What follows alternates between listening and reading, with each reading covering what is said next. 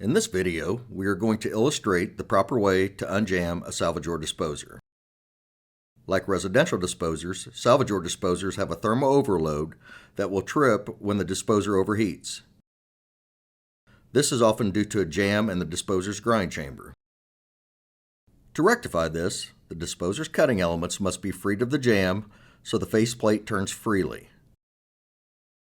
This is done easily with the Dejamming Tool sold by Salvajor.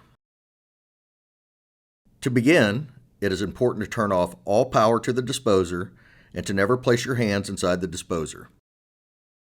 Next, insert the dejamming prong into the sink opening and over the center nut on the top of the faceplate. Twisting the faceplate both directions will break the cutting elements free.